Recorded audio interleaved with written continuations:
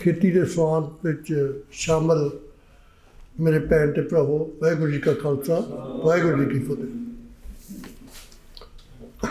स्वाद जिहड़ी तुसीं उदम कीता है, मैं तो मुबारक देना।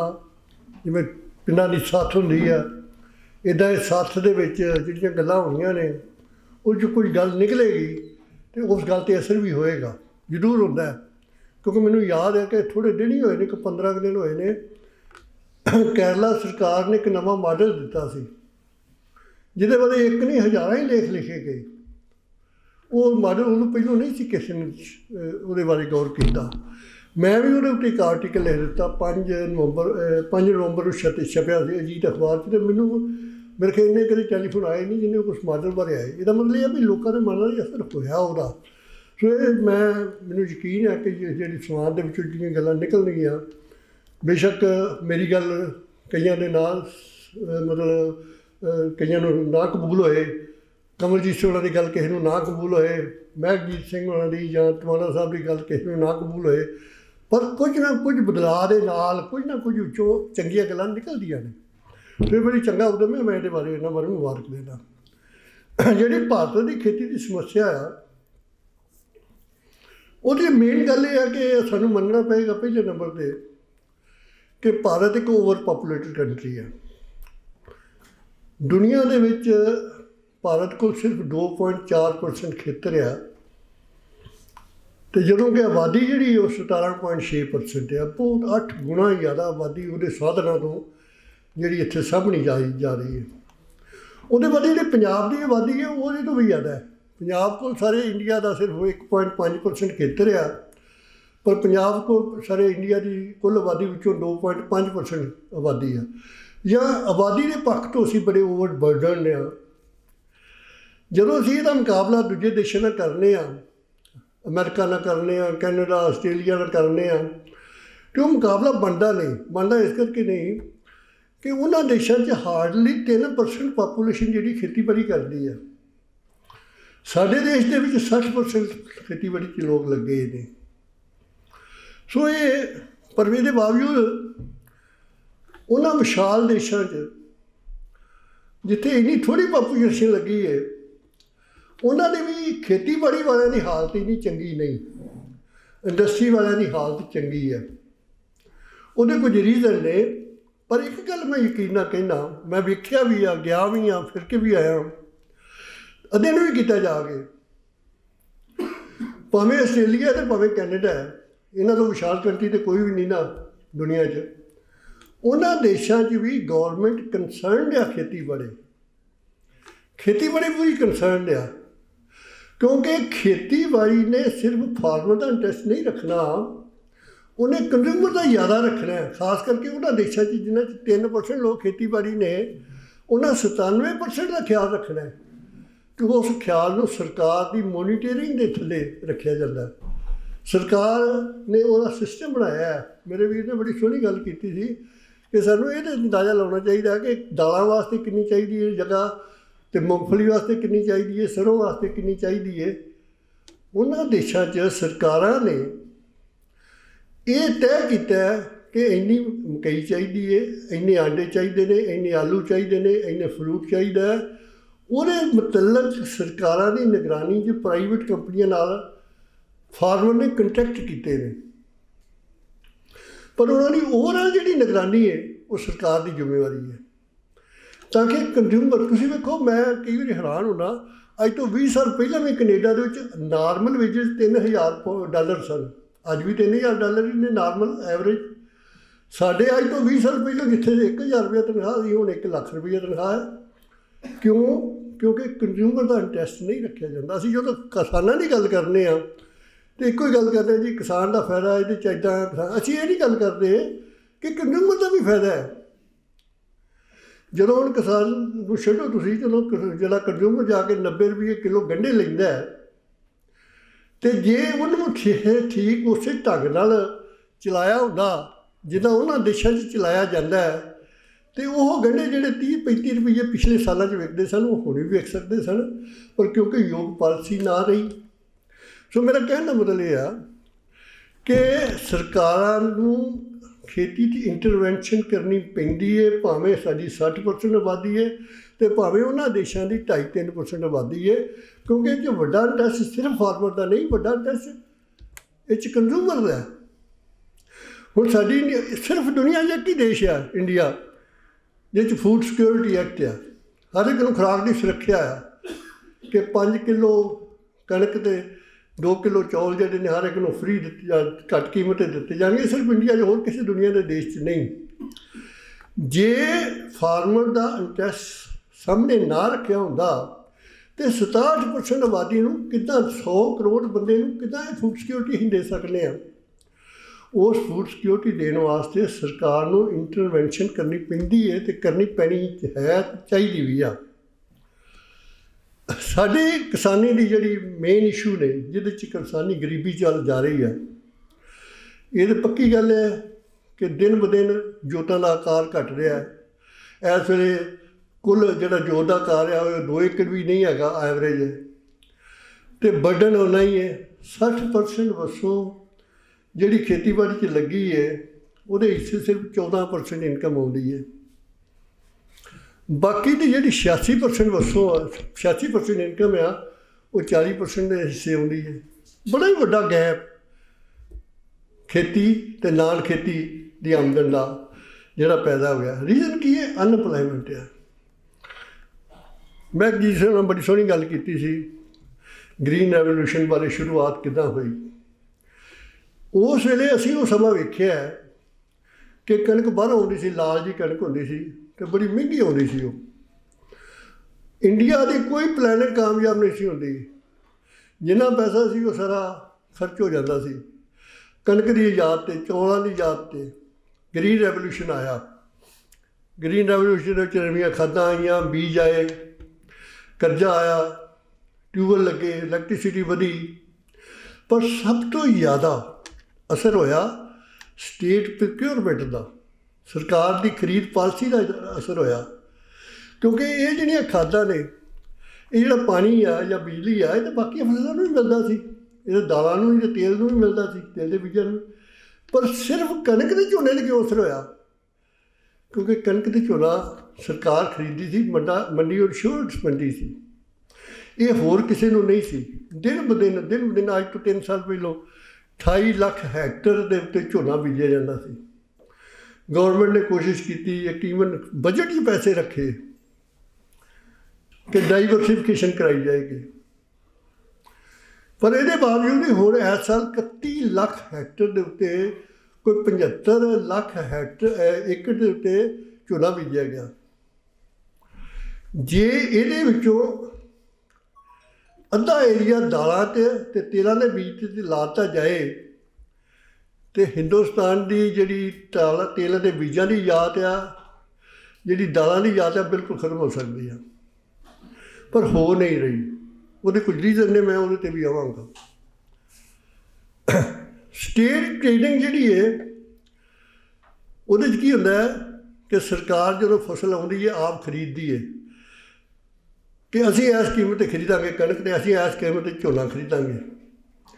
तो जो सर्दियाँ आउंदियां ने गौरमेंट कहती असीं इस कीमत पर बेचांगे कणक, इस कीमत पर झोना बेचांगे, जहाँ किसी होर ने बेचना तो इस कीमत पर बेच ले, या इनू सस्ता बेच ले, इस कीमत पर असीं बेचांगे। इहदे नाल स्टेबिलिटी आ गई, फूड प्रॉब्लम खत्म हो गई। ये स्टेट ट्रेडिंग जिहड़ी है इन्हें जिथे फार्मर का हित पालिया उत्थे कंज्यूमर का भी हित पालिया। केरला मॉडल की गल मैं बाद च करना, पहले मैं पंजाब की गल करा। पंजाब में असीं आम तौर पर फार्म स्टेट कहते हैं, क्योंकि इसका हर एकड़ जिहड़ा, हर इंच जिहड़ा है उत्ते खेती की जा सकती है। ये फार्म स्टेट है, इहनूं कहते हैं। हिंदुस्तान के लैवल पर सिर्फ 42% खेतर आ ना, 46% खेतर आ जिते खेती की जा सकती है। पंजाब के 100% खेती की जा सकती है। पंजाब के 99.9% एरिए नूं इरीगेशन रैगूलर फैसिलिटीज़ हैगियां ने, देश के लैवल पर सिर्फ 42% ने। सारिया फसलें इत्थे हो सकदियां ने। दालां तेलों के बीज की यील्ड सारे इंडिया चो ज़्यादा आ। यो वजह आ कि पंजाब को सिर्फ 1.5% एरिया होने के बावजूद हिंदुस्तान के 60% गोदामां पंजाब की कणक ते झोना जाता है। पिछले कई सालों तो तुरया जा रहा।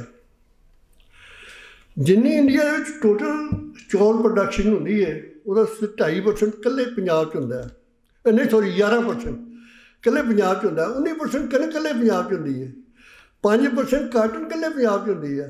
इत्थों तक ही नहीं, ईवन जी दुनिया की टोटल जो झोना बीजा जाता वो 2.5% कल्ले पंजाब च होंदा है, इन्हें थोड़े एरिए के बावजूद। 2.4% वीट पैदा होती है, 1.2% काटन पैदा होती है। इस वेले इंडिया दालों का सब तो बड़ा प्रोड्यूसर आ, सब तो बड़ा कंज्यूमर आ, तो सब तो बड़ा इंपोर्टर भी आ। ये इंपोर्ट साल बाई साल बढ़ती जा रही है। हज़ारां करोड़ रुपया हर साल देना पै रहा।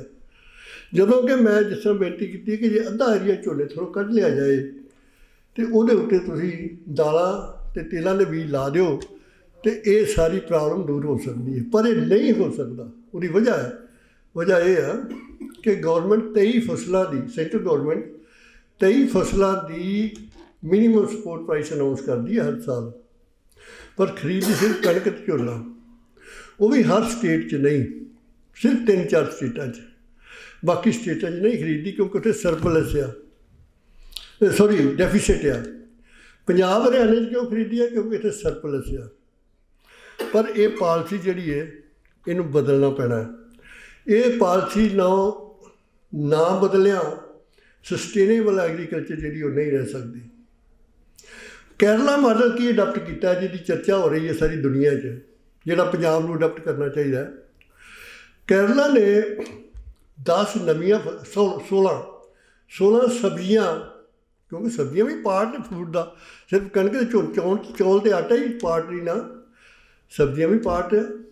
केरला गवर्नमेंट ने कहा है कि 16 सब्जियां गवर्नमेंट मिनीमम सपोर्ट प्राइस तो थले नहीं आउण देगी।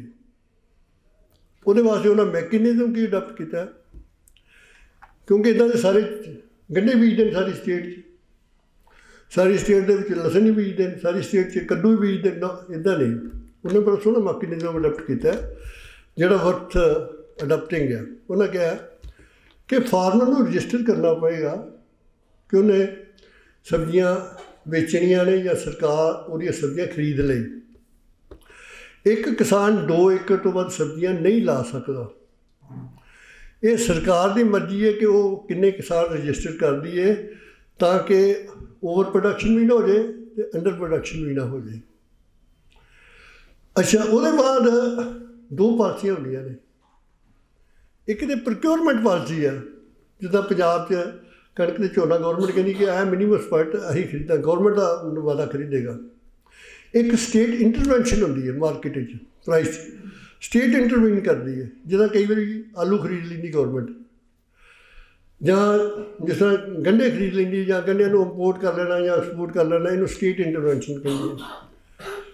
केरला मॉडल उन्होंने ये बनाया है कि जदों कीमत उस मिनीमम सपोर्ट प्राइस तो थले जाएगी तो गवर्नमेंट आप खरीदेगी।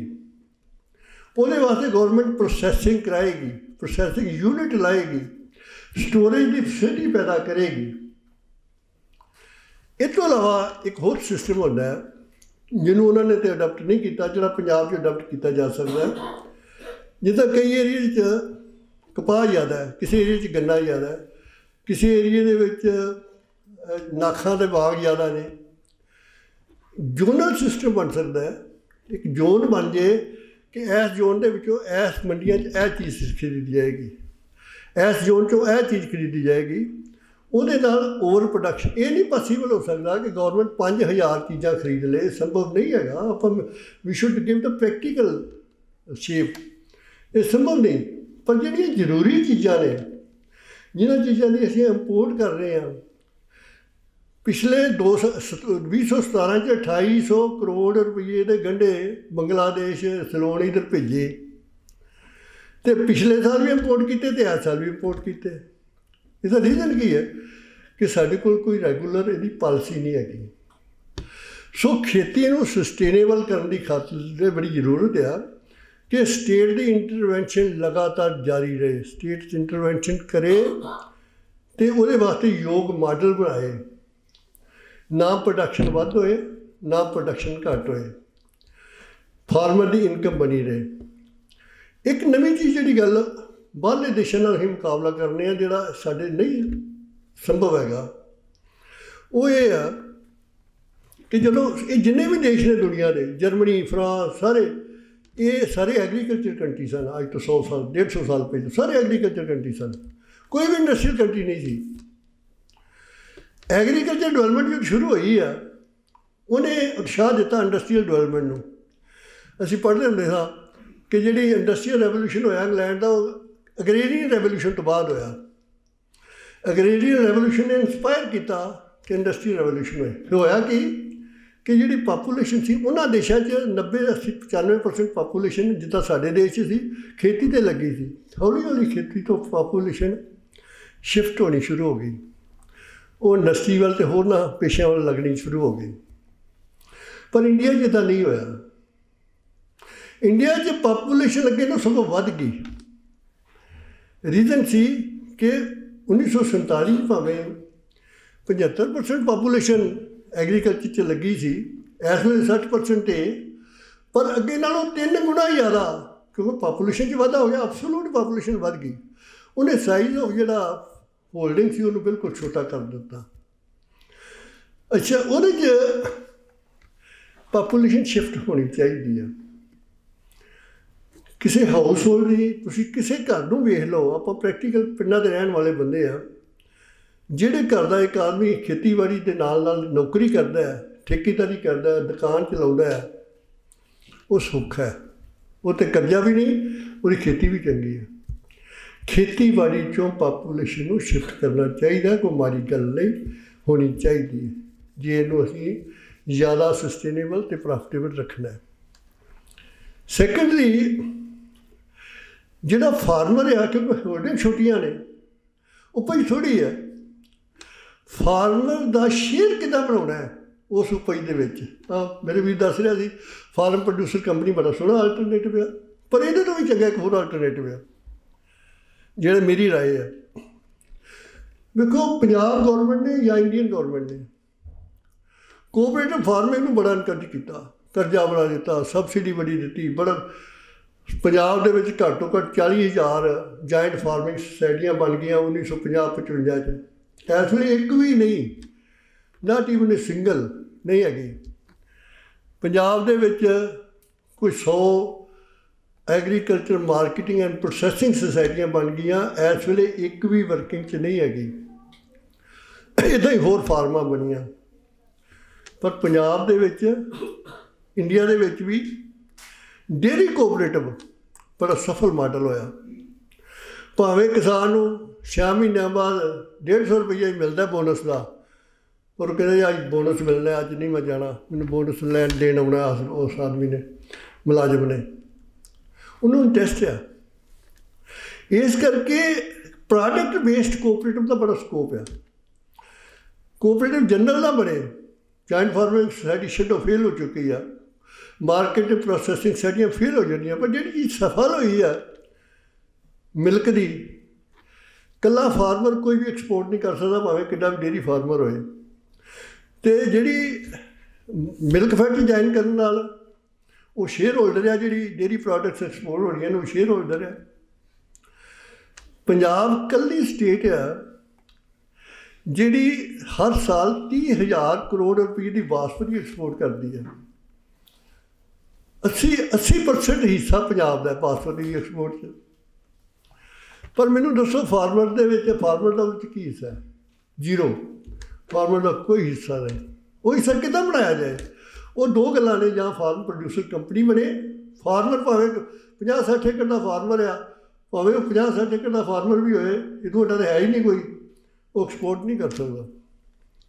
या फार्म प्रोड्यूसर कंपनी बने या बासमती कोऑपरेटिव सोसाइटी बने।